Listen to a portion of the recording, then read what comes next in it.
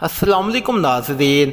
बात थोड़ी पुरानी हो चुकी है, लेकिन लगता है जैसे कल ही की बात है। मैं अपने मम्मी पापा और दादी दादा के साथ रहता हूँ। एक बार मेरे मम्मी पापा को मेरे मामू की बेटी की शादी में लुधियाना जाना पड़ा। इनकी एक ही बेटी है, इस वजह से शादी भी बड़ी धूमधाम से हो रही थी। दिक्कत ये थी कि मेरे बीएड के इम्तिहान चल रहे थे, इसमें नहीं जा सकता था और मेरी नानी बहुत बुज़ुर्ग होने की वजह से नहीं जा सकती थी। वो सारा दिन या तो इबादत करती रहती या बेड पर लेटी खराटे मारती है। लिहाजा ये तय हुआ कि एक हफ्ते के लिए मेरे ताऊजू की छोटी बहू, जिनकी शादी सिर्फ गुज़श्ता माह ही हुई थी, इनको बुला दिया जाए। पापा ने ताऊजी को फ़ोन करके सारी बात बता दी और इनकी छोटी भाभी को भेजने के लिए कह दिया।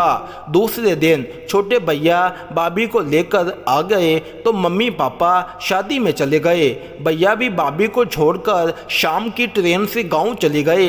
इस तरह मैं, भाभी और दादी ही अब घर में थे। भाभी 5 बहनों में सबसे छोटी है और इस वक्त सिर्फ 18 साल की थी, जबकि मेरे भैया 35 साल के थे।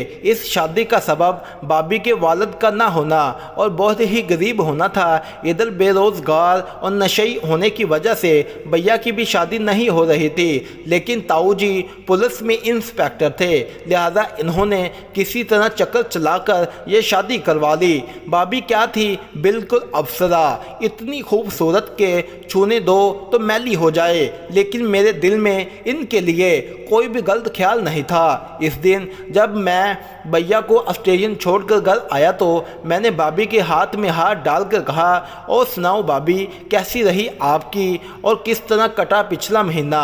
भाभी ने कोई जवाब नहीं दिया, चुपचाप किचन में जाकर खाना बनाने लगी। मैंने भी कोई तवज्जो नहीं दी। रात को मम्मी पापा थे नहीं, सो मैं जाकर एक पैक शराब का खामोशी से लाकर पी गया और भाभी से बोला, भाभी जल्दी खाना लगा दो, मुझे नींद आ रही है। भाभी बोली, नींद आ रही है या दारू चढ़ गई है। मैंने आहिस्ता से इनसे खामोश रहने की रिक्वेस्ट की और फौरी तौर पर कमरे में जाकर लेट गया, लेकिन मैं स्टोर से भाभी के लिए बिस्तर निकालना भूल गया।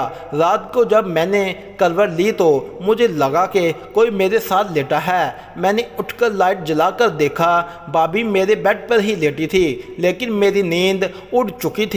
फिर आहिस्ता से लेटा रहा। जब मैंने देखा भाभी ने कोई नोटिस नहीं लिया तो मैं भाभी के साथ मोहब्बत को बढ़ाने की कोशिश करने लगा। जब देखा कि भाभी मुझे घास नहीं डालती, फिर मैंने चुप करके सोने की ठान ली और सो गया। लेकिन ये रात तो गुजर गई, लेकिन अगली रात फिर वही काम हुआ। मैं सोया हुआ था और फिर भाभी मेरे बेड पर थी। मुझे दाल में कुछ काला लग रहा था। जैसे भाभी मेरे कमरे में दाखिल हुई, आज भाभी का मूड भी प्यार करने को था और इस रात मैंने और भाभी ने खूब प्यार किया। नाज़रीन, अगर वीडियो अच्छी लगी हो तो मेरे चैनल को सब्सक्राइब करें, बेल नोटिफिकेशन को ऑन करें और चैनल को सोशल मीडिया ग्रुप्स में